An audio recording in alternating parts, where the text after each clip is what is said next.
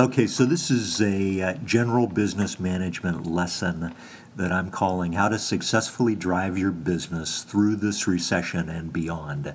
It's sort of my unauthorized take on Ram Charan's writings over the past decade or so that I call his rules of the road for reasons you'll understand in a minute. I want to do this as fast as possible, so ladies and gentlemen, start your engines. Let's go. The first thing, I'd like you to think of your company as a rather boxy looking car like this, and this here symbol as your goal. The challenge in business, no surprise, is to navigate your way to your goal. Now, I'm sure as leader of your company that you have lots of thoughts about how your company's doing, where it's headed, and what you need to do. You're all ready to go. But before you step on the gas, how about a quick lesson from some of the big boys? What I'd like you to do is try to distill your thoughts about where your company's going, how it's doing, what you need to do, and just like they do, express them in terms of this picture above. Now, companies like Procter & Gamble and GE and DuPont are able to pretty succinctly say what their financial targets are, what they think is going on in the outside world, outside their company that affects their business significantly, and then what they're doing internally within their business to try to meet their financial goals. And you need to be able to do the same thing. You need to go from scattered and complex to simple and focused, so that eventually you end up with this work of art that you can step back and look at and ask yourself, based on what you've jotted down, which is a few simple statements about your financial goals, what you see going on in the outside world, and what your company's doing inside to meet your financial goals. You need to be able to ask yourself, are you confident that you're on the right path based on this simple picture? Now, before you get too confident, you should know that even the best companies, even these companies we've been talking about, have a hard time. And why is that? Well, because it just ain't easy getting a handle on all the things that can impact a business along the way. There's just a heck of a lot to have to distill down and get right. It is possible to come close, though, and here's how, based on Dr. Charan's recommendations. So a couple of slides ago, I showed 3 cylinders that were filled with a bunch of words and phrases that sort of represented all the things that have to be distilled down to get a clear view of where a business stands and where it's going. What I'd like to do is take this car as business metaphor and take it even further. And this is not Dr. Charan's doing, this is my invention. But what I'd like you to do is think of those 3 cylinders now as the engine cylinders in your car. And what you want to do with these things eventually is use them as a model for structuring your thinking and guiding all your actions. You do? Yes. What I'd like you to do is think of yourself as the company's chief cylinder manager. And it's your responsibility to get all 3 cylinders firing smoothly and harmoniously in perfect sync. When you get them in perfect sync, that means your business will succeed.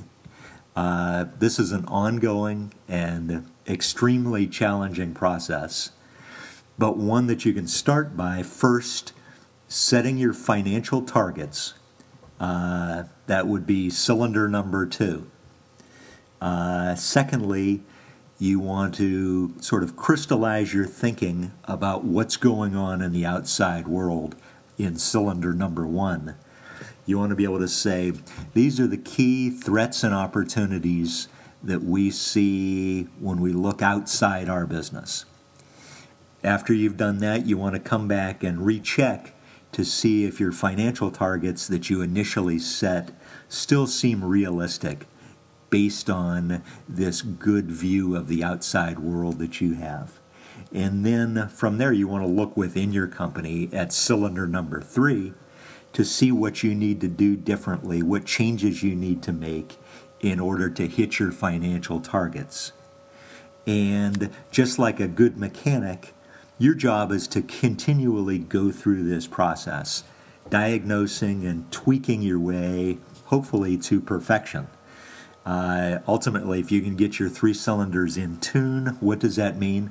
Well, it means you're doing the right things the right way inside your company, and that you're going to be well on your way to reaching your goals.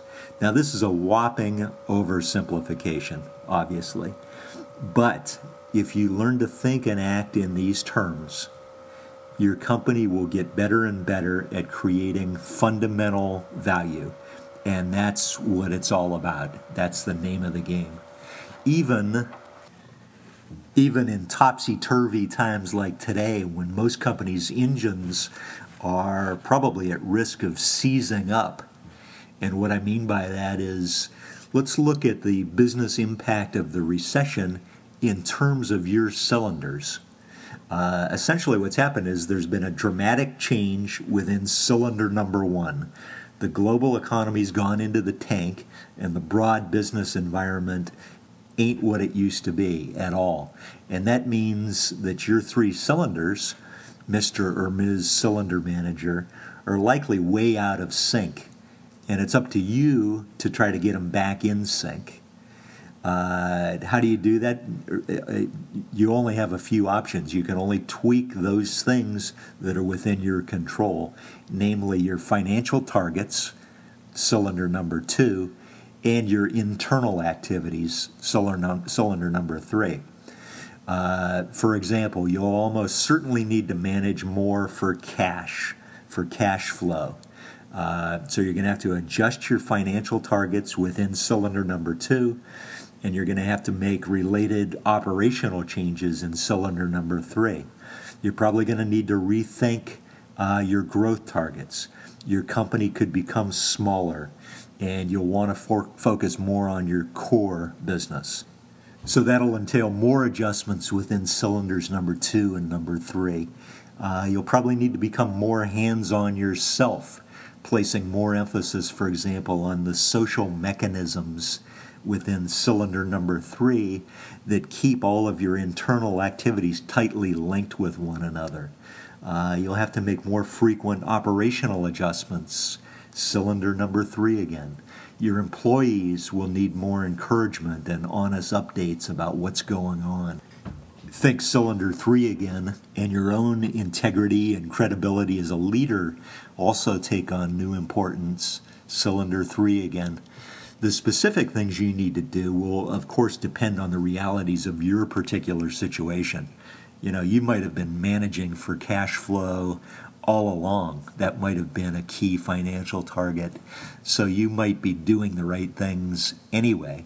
But the hope, though, is that this 3-cylinder approach gives you the framework you need to make sense of what's happening at any given time, and to be able to drive where you need to go with confidence. And so, although he might not use these words, I think Dr. Charan's advice would be to go diagnose and tweak well. And that's it.